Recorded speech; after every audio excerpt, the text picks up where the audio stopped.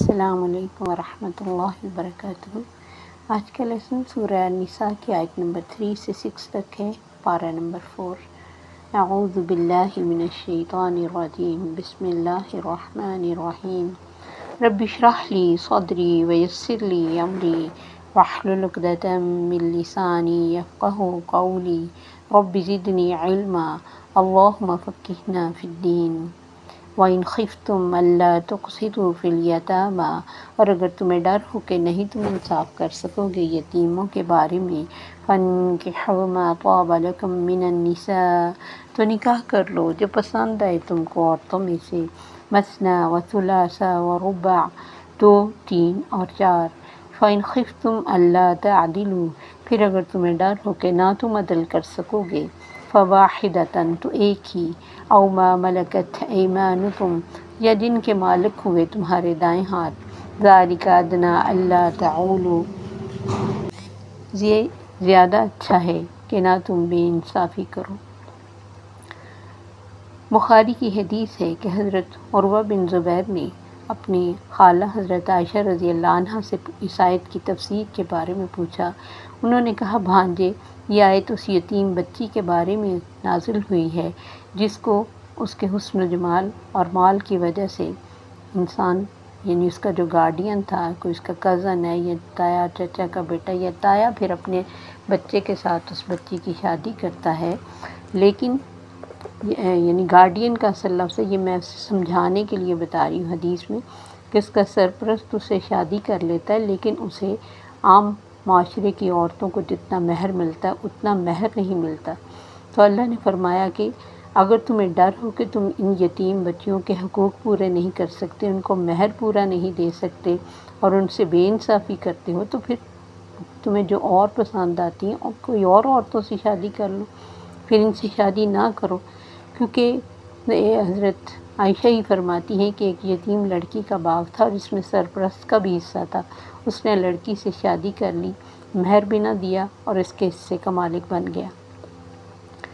تو ایسے بھی ہوتا ہے کہ لڑکی خوبصورت نہیں ہوتی لیکن اس کی مال کی خاطر اس سے نکاح کر لیتے، پھر یہاں لڑکی خوبصورت اور صاحب جائیداد ہوتی، شادی کرتے تو مہر نہ دیتے یا بہت کم دیتے، اور تیسری اس طرح بھی ہوتا کہ مال بھی نہیں ہے اور وہ اتنی خوبصورت نہیں ہے تو اس یتیم بچی کو یوں ہی لٹکاتے رہتے۔ تو ان چیزوں سے منع کرنے کے لیے اللہ تعالیٰ نے یہ آیت اتاری کہ اگر تم یتیم بچیوں کے ساتھ نکاح کر کے ان سے انصاف نہیں کر سکتے تو پھر کسی دوسری عورتوں سے شادیاں کرواؤ، پھر ان سے شادی نہ کرواؤ، بلکہ اللہ ان کا کہیں اور سبب پیدا کر دے گا۔ پھر لفظ طابہ آیا ہے جس میں مطلب کردار اور صاف اور یہ چیزیں بھی دیکھنی چاہیے کہ وہ پسندیدہ عورت ہو، یعنی جس کے لیے دل میں اٹریکشن ہو۔ آپ نے فرمایا تم میں سے کوئی نکاح کا ارادہ کرے تو بہتر ہے کہ اسے دیکھ لے تاکہ بعد میں مسئلہ نہ ہو۔ پھر آپ کے ایک صحابی مغیرہ بن شعبہ نے کہیں نکاح کا پیغام بھیجا، آپ صلی اللہ علیہ وسلم نے اس سے پوچھا، کیا تم نے اسے دیکھ لیا ہے؟ پھر آپ نے فرمایا عورت کے ساتھ نکاح 4 باتوں کی وجہ سے کیا جاتا ہے، اس کی خوبصورتی، اس کا مال، اس کا حسب نسب اور دین۔ تو پسندیدہ یہ ہے کہ تم دین کو ترجیح دو۔ اور اس کے علاوہ پھر آپ کے ایک اور صحابی نے آپ سے کہیں مطلب نکاح کے پیغام کا ذکر کیا کسی قبیلے کے بارے میں، آپ نے فرمایا کیا تم نے اسے دیکھ لیا؟ وہاں کی عورتوں کی آنکھ میں کچھ نقص ہوتا ہے، تم دیکھ لو۔ آپ چاہتے تھے کہ بعد میں کوئی پرابلم کریٹ ہو یا وہ پسند نہ آئے، اس کو تکلیف دی جائے، ڈیورس کا موقع آئے، اس سے اچھا کہ پہلے ایک نظر دیکھ لیا جائے۔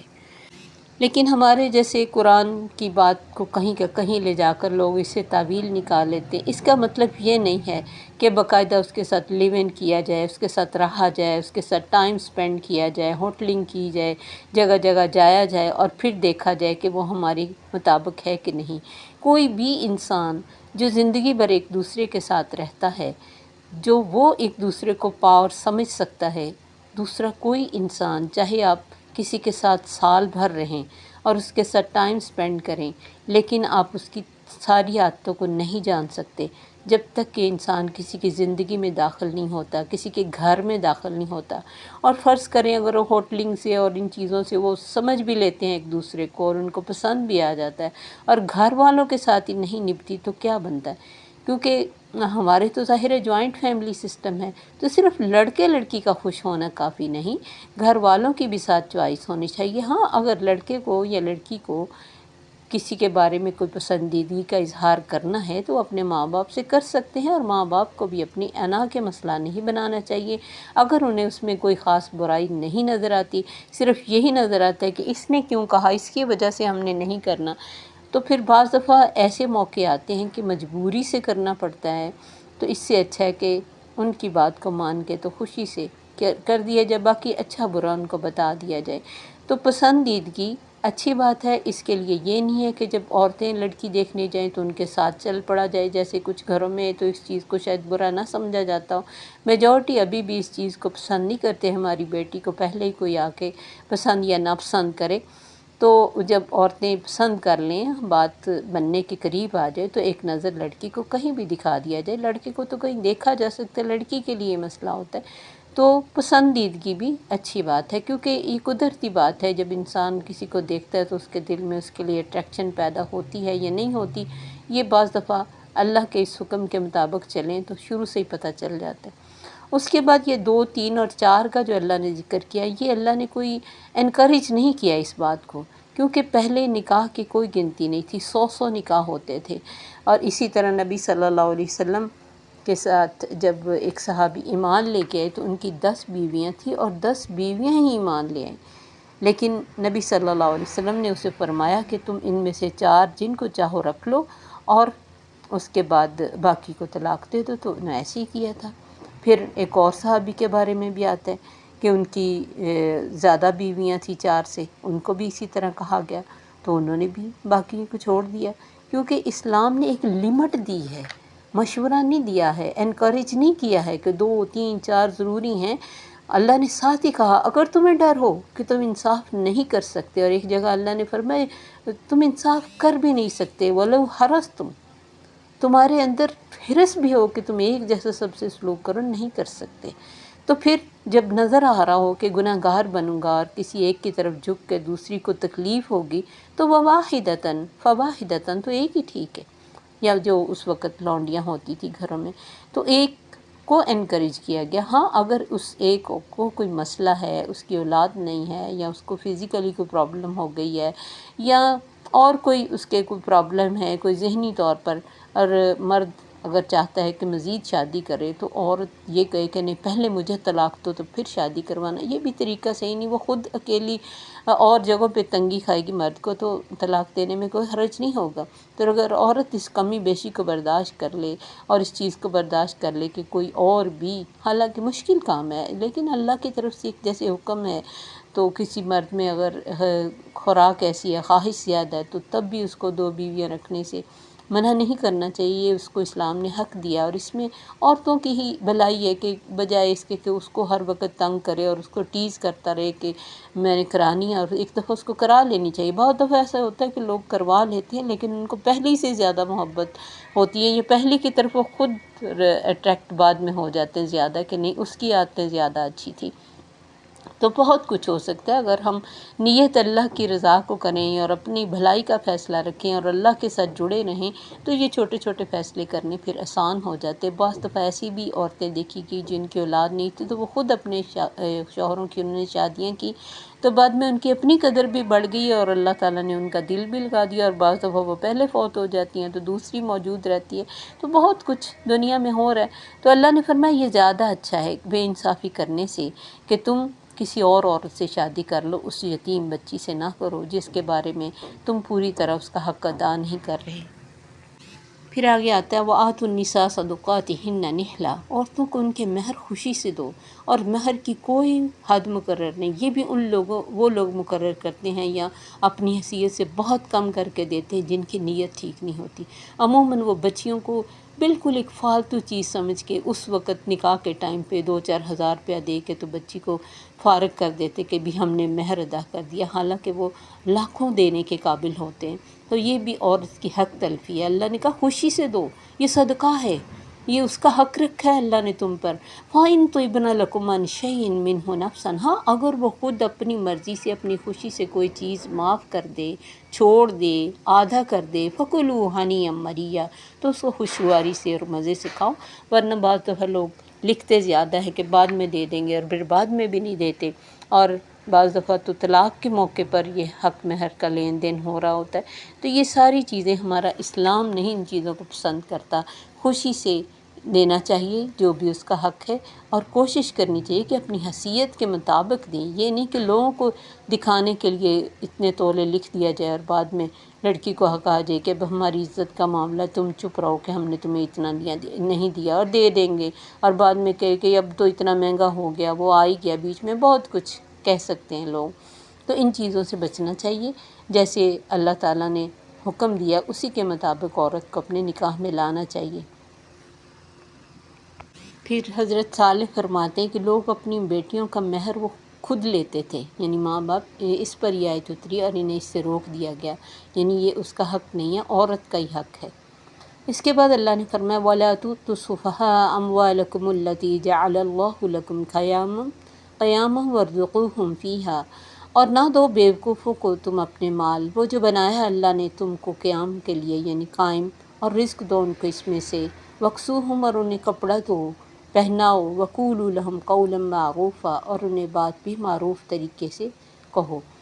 تو وہ لوگ جو کسی یتیم بچوں کے مال کے گارڈین بنتے ہیں، ان کے لیے اللہ نے حکم دیا کہ یہ نہ ہو ان کی ناسمجھی میں ان کو مال ان کے حوالے کر کے تو فارغ ہونے کی کوشش کرو کہ یہ ہمارے سر سے اترے اور یہ رکھے یا ضائع کرے، یہ طریقہ ٹھیک نہیں۔ جب اللہ نے تمہیں ان کا سرپرست بنا دیا ہے تو جب تک وہ سمجھدار نہیں ہوتے اس وقت تک ان کے مالوں کا اچھی طرح کیئر کرو، اور ہر چیز کا اجر ہے اگر انسان سوچے تو۔ ان کو ان میں سے کھانے کو بھی دو، انہیں پہناؤ بھی، اور ان سے بیہیو بھی اچھا کرو۔ یہ بہت ضروری ہے کہ یتیم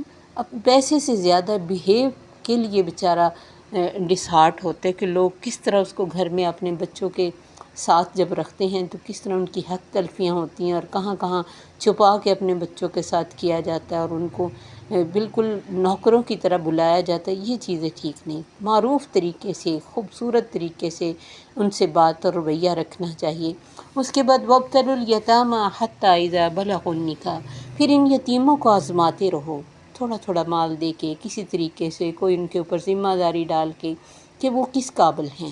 حَتَّىٰ إِذَا بَلَغُوا النِّكَاحَ، حتیٰ کہ وہ جب نکاح کی عمر کو پہنچ جائیں، فَإِنْ آنَسْتُم مِّنْهُمْ رُشْدًا فَادْفَعُوا إِلَيْهِمْ أَمْوَالَهُمْ، پھر تم ان میں بھلائی پاؤ، دیکھو کہ وہ سمجھدار ہو گئے ہیں تو ان کو ان کے مال واپس کر دو۔ وَلَا تَأْكُلُوهَا إِسْرَافًا وَبِدَارًا أَن يَكْبُرُوا، کتنا اللہ نے دھیان رکھا ہے ہر چیز کا، یعنی یتیم نہیں سمجھ رکھتا تو اللہ تو سب کچھ دیکھ رہا ہے، تم اس کے مال کو جلدی جلدی کھانے کی کوشش نہ کرنا کہ وہ بڑے ہو رہے ہیں اور اپنے مال کے لیے مطالبہ کریں گے، بلکہ بہترین طریقہ یہ کہ اچھے طریقے سے ان کو نیکی کے ساتھ رکھو اور جلدی کھانے کی کوشش نہ کرو۔ اور پیچھے ہم نے دیکھا کہ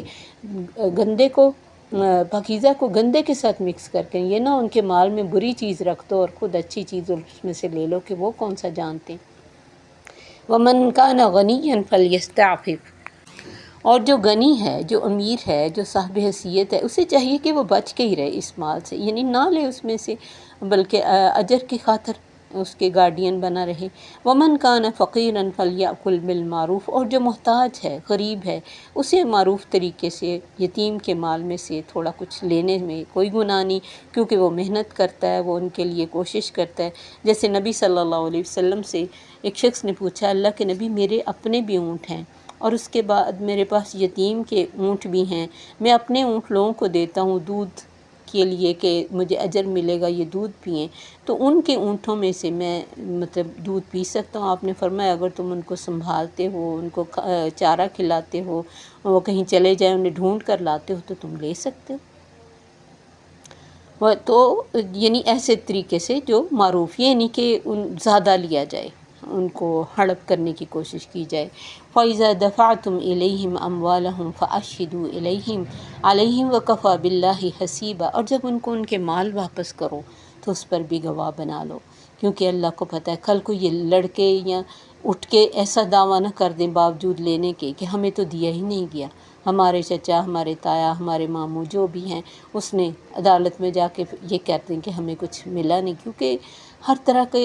لوگوں سے واسطہ پڑ سکتا ہے، ہر طرح کے بچے ہو سکتے ہیں ان کی اپ برنگنگ اس طرح کی ہوئی ہو کہ وہ دغا بازی کرنے کی کوشش کریں، تو اللہ نے فرمایا ان پر بھی گواہ بناؤ، اور اصل حساب لینے والا تو اللہ ہے، اصل تو وہ دیکھتا ہے جو اللہ کی پریزنس کا احساس کرتے ہوئے تقوی سے کام لے گا۔ اسی لیے اللہ نے شروع